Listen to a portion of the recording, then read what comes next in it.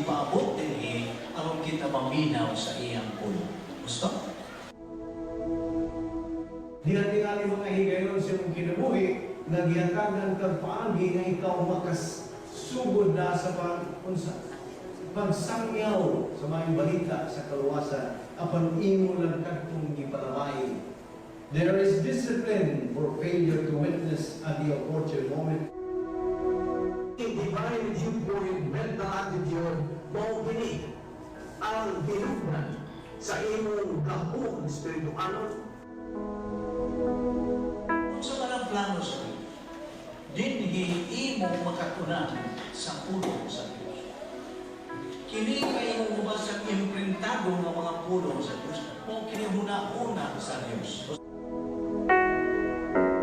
Ang Diyos pinaagi sa iyang grasya, mipahimutang sa Vic Balbido Evangelistic Ministry, isip usa sa iyang paagi sa pagpadala sa iyang mensahe, sa paghupay o paglaom. Tiwala niini karong mahulgaon o makuyaw nga kahimtang sa kalibutan. Karon aniya si Evangelist Vic Balbido nga may dala nga mga pulong nga angay sa atong pagpamalandong, ingon nga mga magtutuo ni Ginoong Hesukristo.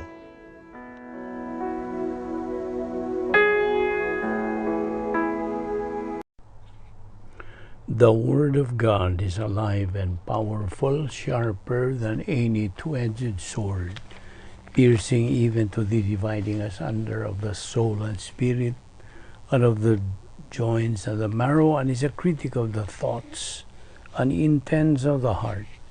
All Scripture is God-breathed and is profitable for doctrine, for reproof, for correction, for instruction in righteousness, that the man of God might be mature, thoroughly furnished unto all good works. Study to show thyself approved unto God, a workman that needeth not to be ashamed, rightly dividing the word of truth. Sa dili pa kita mga kapadayon sa atong pagtuon sa pulong sa Dios, ikinahanglan ang atong pagsugid sa atong mga salang nabuhat ng adlaw, aron dili kinamahimong babag sa atong pagtuon sa pulong sa Dios. So wadto dayon kita sa prinsipyo sa 1 John 1:9 nga nagkanayon, if we confess our sins, God is faithful and just to forgive us our sins and to cleanse us from all unrighteousness. Nawalan ka ni mahigalang wala pa'y kaluwasan, ang imong buhaton dili ang pagsugid sa imong mga sala, kundi ang imong paggamit niya, ang imong kabubuton, aron ikaw makahimo sa labing manungdanong desisyon sa tibuok mong kinabuhi, the decision to believe in the Lord Jesus Christ nga imong manuluwas. Acts 16:31 na kanayon, believe on the Lord Jesus Christ and thou shalt be saved. John 3:3 na kanayon, except a man be born again, he cannot see the kingdom of God. O usab diya sa John 14:6, si Ginoong Hesukristo na kanayon, I am the way, the truth, and the life. No one comes to the Father but by me. Busa sa hilo, mag-andam tas tungko galingon, pinagi sa pagampo.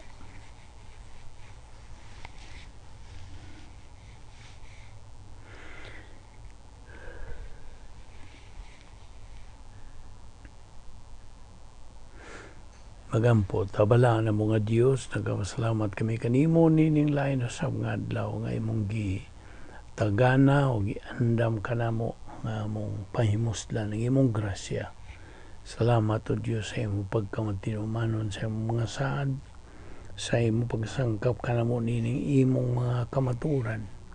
Amoy among hinagiban, batok sa mga mini, nga mga pagtudlo nining kalibutana.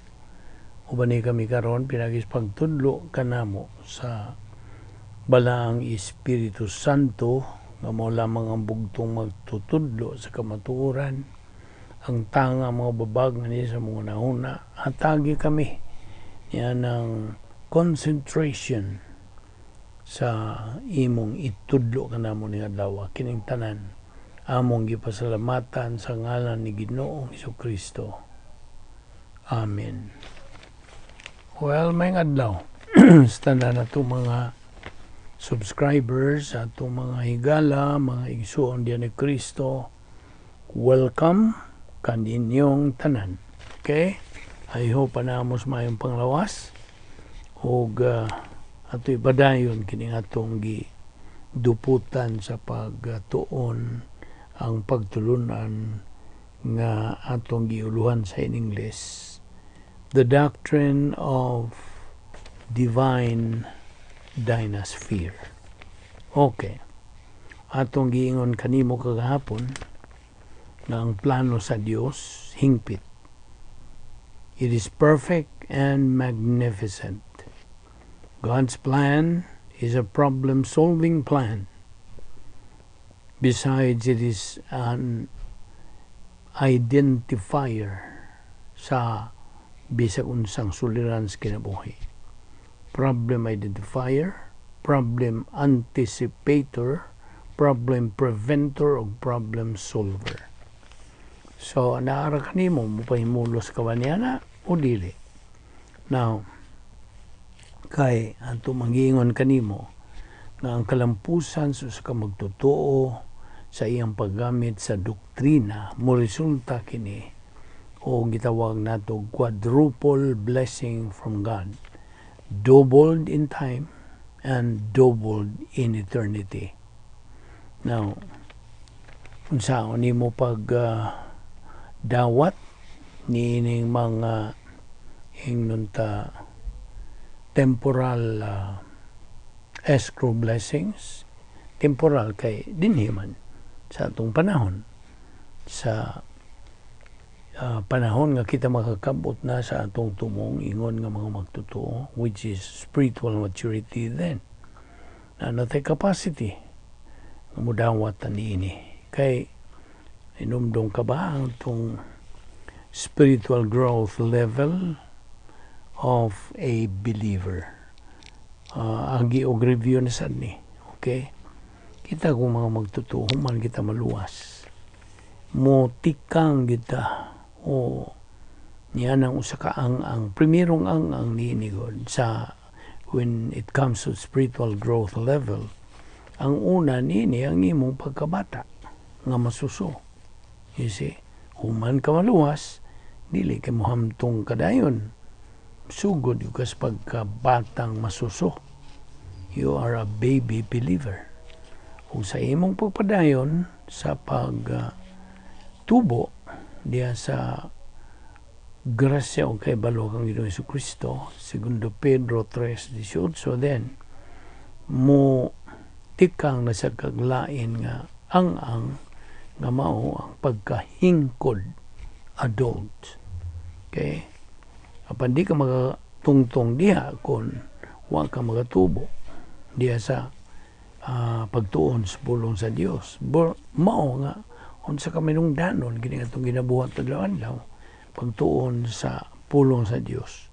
So you step on the second level, which is adult, okay, adolescent, and then sa imo pagpadayon makabot na gyud nimo kantong the highest kanang level, which is spiritual maturity.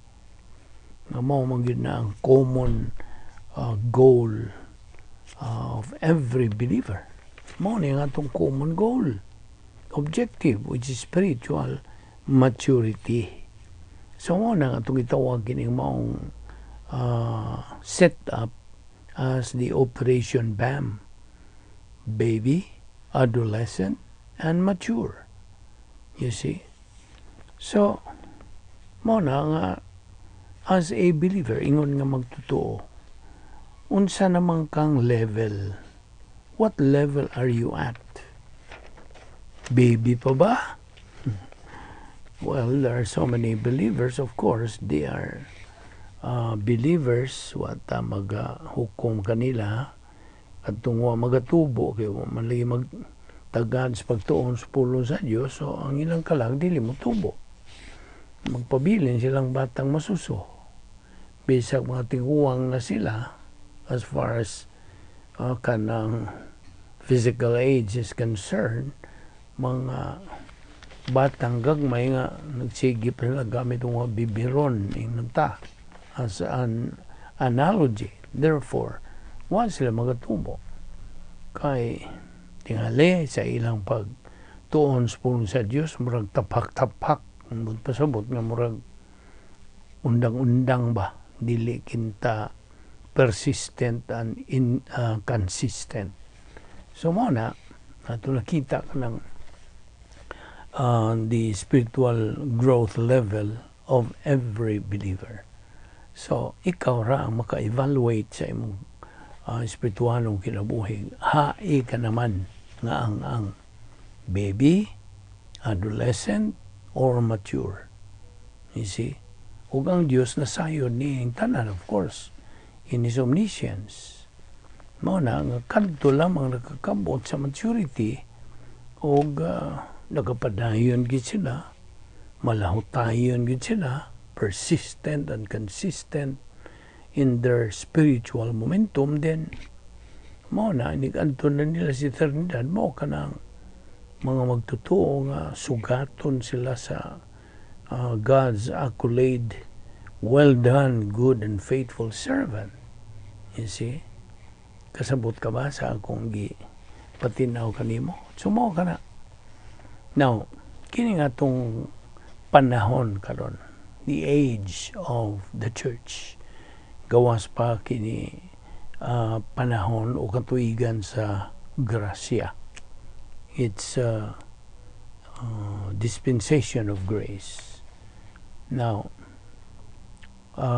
kinahanglan nga na sayran na gyud nato kini mga basic doctrines, kini mga sinugdanan nga mga pagtulunan sa Biblia, ang imong pag-diferensya o pag-tandi sa kanang usa ka atheist o agnostic. Now, unsa man ning atheist? Kining atheist kanang nakasugat ka na nining maong pulong. Ang atheist, of course, this is an English word. Ang atheist, gikan kini sa original nga Grigong pulong nga atheos. Okay? Kining nagpasabot kini wala. You see? Ang theos, Diyos, God. So, kung imo na kanang tapuon kanang duha, it means no God. Walay Diyos. Mao ning mga atheist. Theos. No. Actually, there are no atheists. Wa ang tinuod gyud, wa gyud giingon og atheist. People only claim to be atheist. Okay? So, ana sila total denial nga ang Dios that God exists. It's a lie. That's a lie kung sila moingon nga walay Dios. Ilang gidawat ang prinsipyo sa taas. You see? Now, atheist. Kaning laing pulong nga agnostic. Agnostic. Another English word. Kini, gikan po ni sa Grigong pulong nga gnosis. Wala. Gnosis. Kahibalo. Gnosis. G-N-O-S-I-S. Silent G, ha? Gnosis ka na pag-pronounce na to. Gnosis. Ang buot pasabot. Okay? Okay, kining gnosis ato na lang ning kanang pulihan ning duha ka word nga IS. Okay? Gnosis. Ilan ning gisumpay nga to sa in English o Gnostic. Okay? So, Gnostic. G-N-O-S-T-I-C. Gnostic. Of course, that's the adjective. Ang buot pasabot ining gnosis o agnostic, no knowledge of the existence of God. Walay alamag nga naay Dios. Wala siya alamag, no knowledge of the existence of God. So in other words, there is uncertainty. And that is also a lie. Baka kusaw ka ng ilang gibarugan. So, diba din na mga pulong atheist o agnostic. Now, ano yung prinsipyo? Akong ihatag na sa kanimo. Wherever a member of the human race needs knowledge about God, ang Diyos ra ba mo sangkap kaniya sa kasayuran. Muhatag ra ba gyud ang Diyos? That is God's nature. Nga hain man gani makit sa omnisciente sa Diyos nga naisakop sa kaliwatan sa tao nga nanginahanglan. Okay? Na siya ay gibugaton nga masayod siya bahin sa Diyos. Ining higayonan niya na makita sa Diyos, iyag yung padadag kasayuran ka ng maong sakop sa kaliwatan sa tao. Nakasabot ka? So wherever a member of the human race needs knowledge about God, God will provide information. Naman na si Jeremias 29:13 o sa Juan 7:17. Now, unsa may binisaya og heathen? Heathen. H-E-A-T-H-E-N. Heathen. Now, na prinsipyo din ibay nini. Heathen are heathen. Not because they don't know that God exists, they just reject. Mao ginay labing tinuod. O tingali ato na lang ignoning heathen ug mga irihis. Okay? Mao ba nay Bisaya? Irihis. Ang mga irihis. Dili kay huwag sila masayo nga naay Dios. Ila lang yung gisalikway. You see? Mao na punto nga akong idadiha kanimo. Now, of course, kita mga magtotoo nasayod na ka o kita nga niadto higayon nga gidawat nato gituuhan sa Ginoong Kristo nga atong manluwas, then nabuhi ang atong tawhanong espiritu. Our human spirit was activated, energized, and enlivened. Nabuhi. O na. Naon sa magi katuyuan sa human spirit. Okay? Daghan para bang wa gyud masayod niini. Unsa may mga katuyuan? What are the purposes that God gave us or activated our human spirit? Number 1. Are you ready to write this down or sa imong notebook or sa imong iPad? Number 1 is ang tuyo, usas tuyo. Magyatagan kita sa Dios. Pabuhi kini nga atong tawhanong espiritu mao ang atong katakos sa kanang pakigambitay sa Dios. Our capacity for fellowship with God. Mao nay naguna. Ikaduha. This is the warehouse of Bible doctrine. Punduhanan, tigumanan, murabag budiga kini sa mga kamatuoran sa Biblia. Warehouse. Mao ni ikaduha. Ikatulo. Ang imong katakos sa pagpakigambitay sa ubang mga tao. You see? Ubang mga kaliwat sa tao. Your capacity for fellowship with fellow men. Now, kini nga itong kinabuhi, doon na yung mga bahin ini. There are areas of our life. 1, mental attitude. Kining duha, mental attitude and motivation. Yan sa sulod na to. It is inside. Whereas ang ikatulo o ikaupat na sa gawas. Okay? Unsa man ni ikatulo o ikaupat speech ngatong paglitok. Okay? O ang ikatulo overt behavior pattern. So these are the areas of life. Our mental attitude and motivation are inside our soul. Whereas the third and the fourth, speech and overt behavior pattern, aniya sa gawas kanato. Now, okay, balik ragunta niya itong mahitungod niya itong mga atheist o mga agnostic. Okay? Ang tao rabawa rabagyo ikapanglipas. He has no excuse. Na bisan to mo ingon siya nga, wag ko kaila sa Dios kay nobody told me. That's why kay wa may nagtunggaan kanako, I should not be sent to the lake of fire. No. No. Di ba nakahibalag kang mga taong ingon na? Tingali mo ingon sila niya na. I did not know God because nobody ever told me. Mo na nga, dili kinahanglan nga ako itambog dito sa linaw sa kalayo. Now, kining tawhan na nag-ingon ni pabasaha siya sa Roma 1:18-20. Na isuwat na.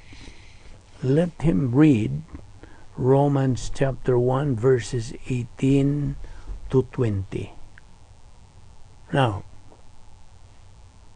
ang imong kaalam sa doktrina, kaya ang kaalam lahi man sa kaibalo, okay? Ang namitabulais nga pulong sa Dios, mao na nay kaalam. It's not knowledge, but it is wisdom. Okay?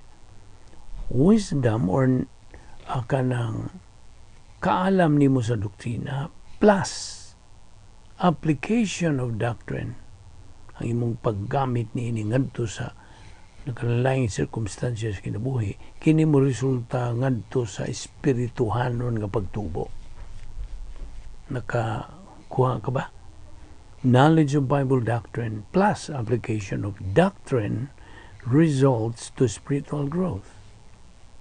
Apan sa laing bahin, ang imong way pagkasayod o way kaalam sa doktrina, mo resulta kini sa dautan. Ignorance of doctrine results to evil. Di man ni gina. Now, sa laing bahin doon ay mga pundok ng mga Kristiyanon. Ang uban, dili.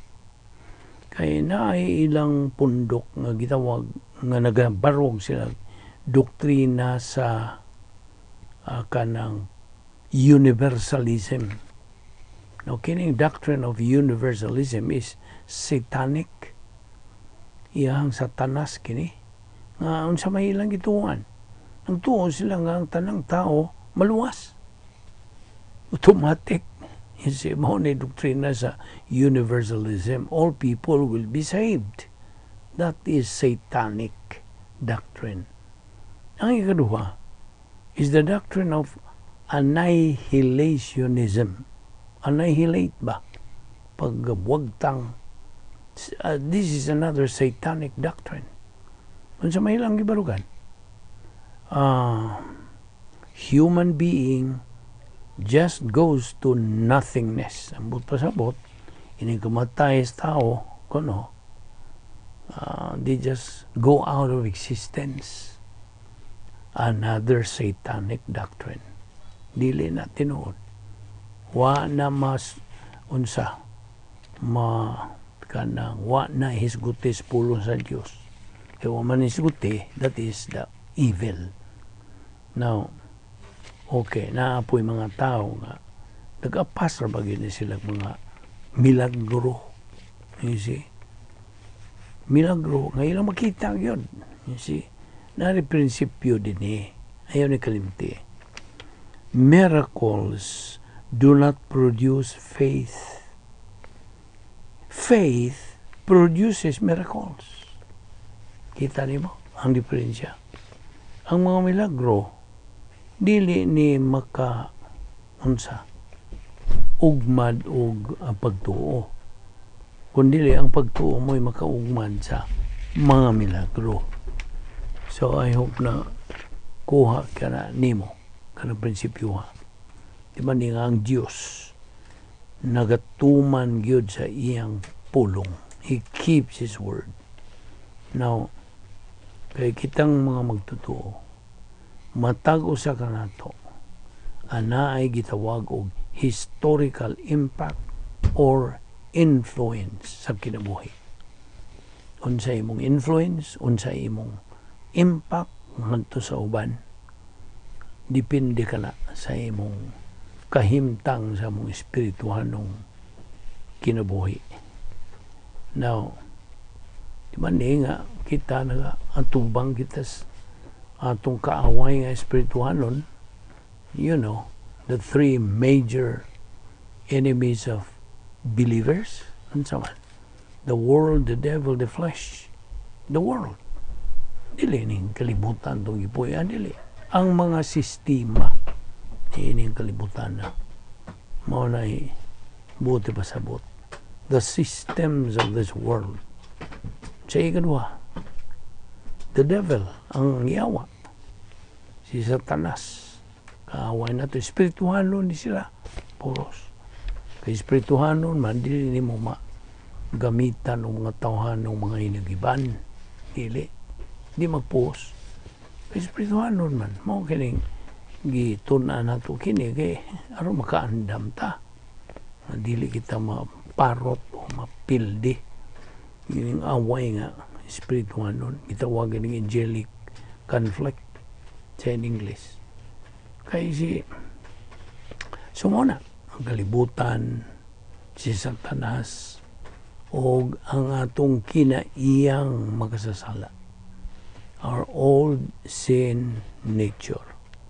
Niyo na kita muhunong karong adlaw, at ipadayon kiniugma, ayaw sipyat sa pagsunod niini aron imog yung po ang tanan nga mga kahulugan ini mga prinsipyo nga tugisgutan magampo ta. Amahan na mong langit noon, salamat sa imong grasya mong ipahimuslan kini kayo na ug salamat kini kanimo sa imong pagkamatinumanon sa imong mga saad sa imong pagtudlo ka na mo dugang mga kamatuoran. Salamat ni among Bible study pinagi sa YouTube sa Vic Balbido Evangelistic Ministry. Kining tanan namong ipasalamatan sa ngalan ni Ginoong Hesukristo. Amen.